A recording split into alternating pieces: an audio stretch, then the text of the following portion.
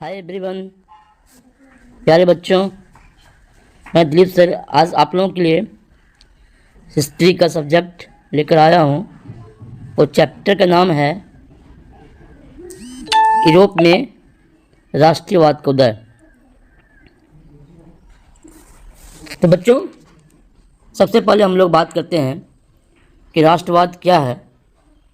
Nationalism जिसको बोलते हैं इंग्लिश में बच्चों, व्हाट इज़ नेशनलिज्म, वो क्या है।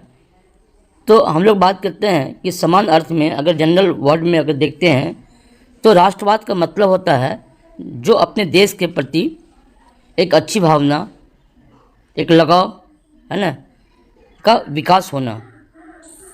तो बच्चों, कलर ले लेता हूँ। तो बच्चों, तो समान अर्थ में राष्ट्रवाद का अर्थ अपने राष्ट्र के प्रति सोच और लगाव की भावना के विकास करना है। दूसरे अर्थों में राष्ट्रवाद एक ऐसी भावना है जो किसी विशेष भौगोलिक, सांस्कृतिक, सामाजिक परिवेश में रहने वाले लोगों में एकता की वाह की भावना। इसका क्या मतलब हुआ? इसका मतलब हुआ बच्चों, इसका मतलब हुआ कि किसी विशेष भौगोलिक, सांस्कृतिक या सामाजिक परिवेश, देखो जो मानव रहता जो है, मानव हर डिफरेंट कल्चर में रहता है, डिफरेंट भौगोलिक परिस्थिति में रहता है, और हर एक का सांस्कृतिक, कल्चर वगैरह, सामाजिक में जीने का तौर तरीका, वो सब क्या होता है, अलग हो जाता है। और सब में एक यूनिटी होती है। जैसे पंजाबी की बात कर लो, उसमें एक यूनिटी है, उसका एक अलग कल्चर है।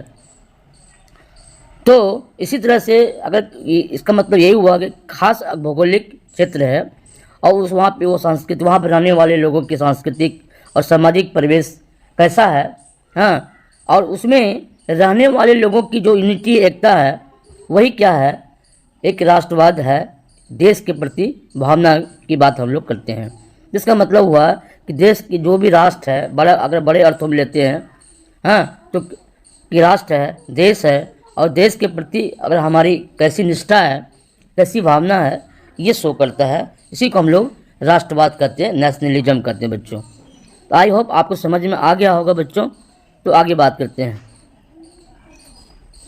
तो बच्चों, अब है नेक्स्ट क्वेश्चन है कि जुलाई क्रांति, 1830 की जुलाई क्रांति का फ्रांस पे क्या प्रभाव पड़ा था। यानी 1830 में जो फ्रांस में जुलाई क्रांति हुआ था, उसका इफेक्ट कैसा रहा, क्या हुआ था।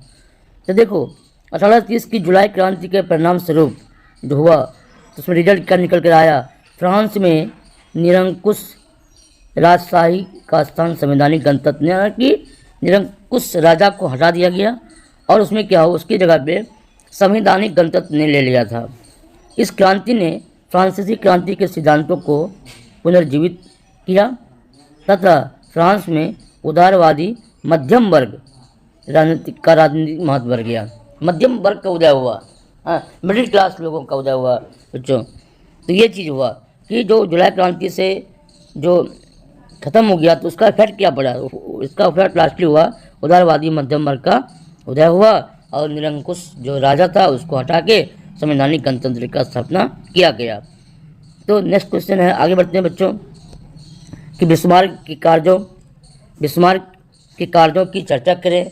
बिस्मार्क जो था वो जर्मनी के एकीकरण में उसकी काफ़ी भूमिका थी। तो उन्होंने, और वो क्या थे, राष्ट्रवादी और कूटनीतिज्ञ थे। तो क्वेश्चन आएगा कि जर्मनी के एकीकरण में किसकी अहम भूमिका रही, तो लिखना वहाँ पे बिस्मार्क। फ्रैंकफर्ट संसद में उसने भाग लिया और रूस और फ्रांस में राजदूत भी रहा वो बिस्मार्क। 1862 में वो प्रसा का क्या हुआ, चांसलर भी बना। कहाँ का? प्रसा का चांसलर। सर्वप्रथम बिस्मार्क ने प्रसा की आर्थिक सुधार क्या किया, आर्थिक और सैनिक शक्ति सुदृढ़ की। उन्होंने बनने के बाद, चांसलर बनने के बाद उसने क्या किया, सबसे पहले प्रसा की आर्थिक और सैनिक शक्ति सुदृढ़ की। तत्पश्चात उसने डेनमार्क का युद्ध लड़ा। डेनमार्क 1864 में हुआ। ऑस्ट्रिया का युद्ध जो सेरेवा के विरुद्ध हुआ था 1866 में हुआ। फ्रांस 1870 में सीरान युद्ध जिसको बोलते हैं हम लोग, वो पराजित कर जर्मनी का एकीकरण किया गया। तो इसमें बिस्मार्क की काफ़ी अहम भूमिका है, इसलिए बिस्मार्क के कार्यों की हम लोग चर्चा करते हैं। आगे बढ़ते हैं दोस्तों। लौह एवं रक्त की नीति क्या है? लौह एवं रक्त की नीति क्या थी? लौह मतलब एवं रक्त की नीति का प्रतिपादन बिस्मार्क ने किया था। किसने किया था कि लौह एवं रक्त की नीति का प्रतिपादन किसने किया था? तो ऑप्शन आएगा बिस्मार्क, उसको मार देना। इस नीति के अनुसार सैन्य शक्ति की सहायता से पूरे जर्मन प्रदेश का एकीकरण करना है, सैन्य शक्ति की सहायता से। और इसी को बोलते हैं लौह एवं रक्त, मतलब कि लौह मतलब कि सैनिक को बढ़ाना है, सैनिक की शक्ति को, पावर को बढ़ाना है, और युद्ध लड़के जर्मनी का एकीकरण करना है। इसी को हम लोग लौह एवं रक्त की नीति का कहते हैं।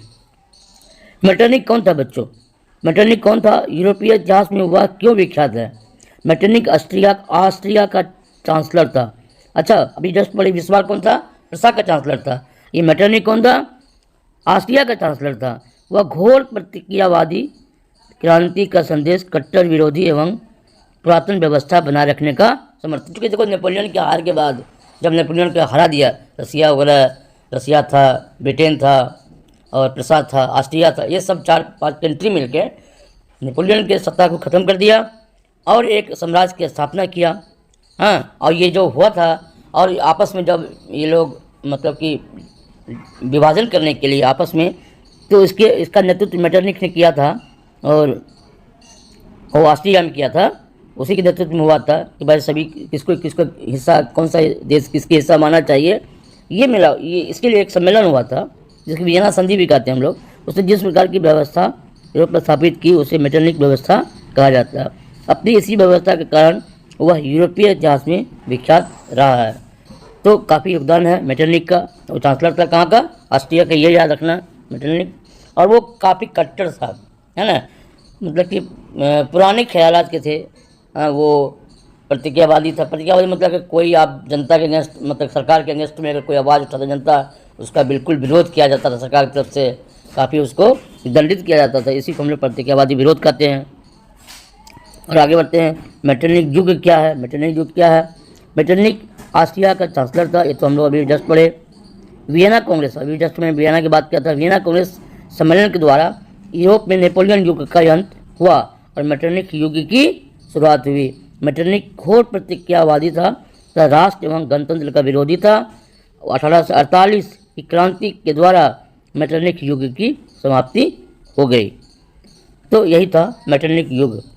तो बच्चों अब आगे बढ़ते हैं हम लोग। जर्मनी के एकीकरण की बाधाएं, क्या क्या बाधाएं थी जब जर्मनी का एकीकरण किया जा रहा था, तो उसमें क्या क्या बाधाएं उत्पन्न हुई, इसके बारे में हम लोग अब चर्चा करते हैं।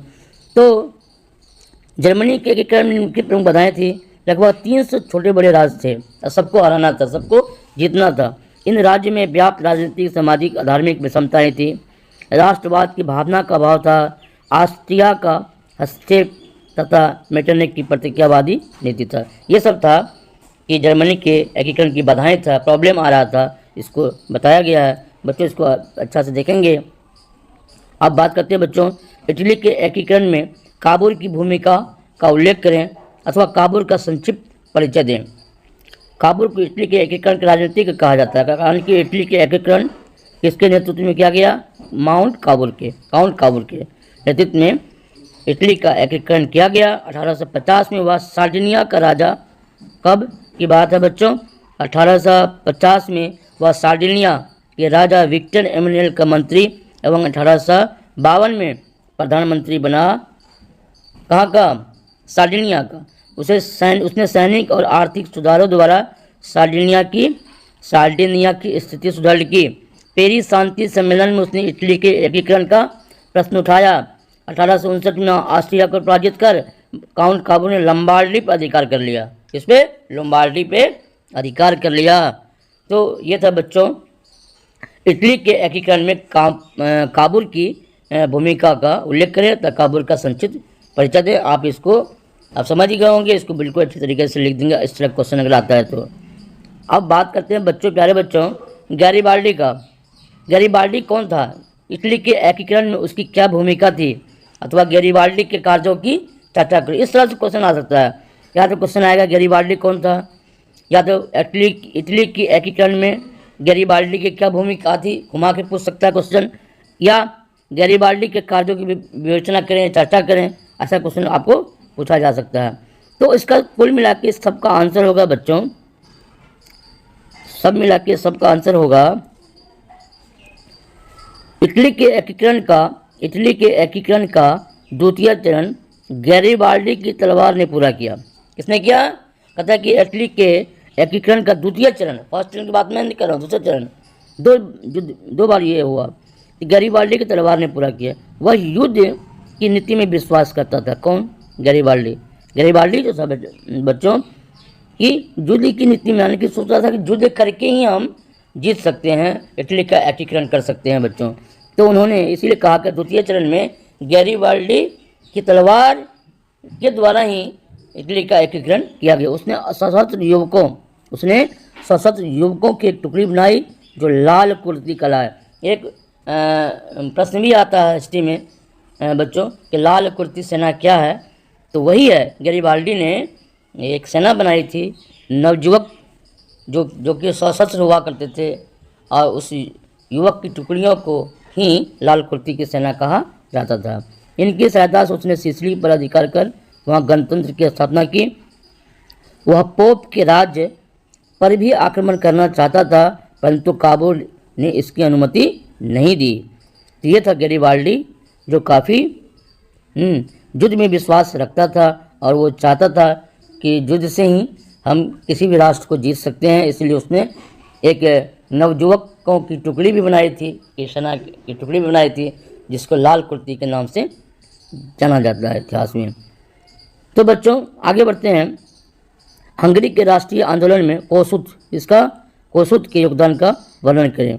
तो हंगरी में राष्ट्रीय आंदोलन का नेतृत्व कोसुत तथा फ्रांसिस डिक ने किया। किसने किया? कोसुत तथा फ्रांसिस डिक ने किया हंगरी में राष्ट्रीय आंदोलन का। कोसुत लोकतांत्रिक विचारों का समर्थक था, यानी कि ये डेमोक्रेसी में विश्वास करता था। उसने वर्ग विहीन समाज क्लासेस के विचारों से जनता को परिचित कराया, जिस पर प्रतिबंध लगा दिया गया। कोसुत ऑस्ट्रियाई अधीनता का विरोध कर यहाँ की व्यवस्था की मांग करने लगा। आगे बढ़ते बच्चों, ये आप क्वेश्चन को देख लिए। वियना कांग्रेस की क्या उपलब्धियां हैं? वियना सम्मेलन की मुख्य भूमिकाएं उपलब्धियां थी। नेपोलियन द्वारा पराजित राजवंशों की पुनर्स्थापना का प्रयास किया गया। फ्रांस और स्पेन में बूढ़े राजवंश को फिर से स्थापित कर दिया गया। ब्रूबो राजवंश, बोला नहीं बेटा, ब्रूबो ये ब्रूबो होगा। ब्रूबो राजवंश को फिर से स्थापित कर दिया। फ्रांस में लुई 18वां को राजगद्दी फिर सौंप दी गई। इटली में ऑस्ट्रियाई राज परिवार को सत्ता सौंपी गई, जबकि सबको नेपोलियन हटा दिया था। नेपोलियन द्वारा 39 राज्यों के जर्मन महासंघ को भंग नहीं किया गया, इसको यूं ही छोड़ दिया गया। इस प्रकार वियना व्यवस्था यूरोप में राजनीतिक परिवर्तन पुरानी सत्ता को बहाल किया।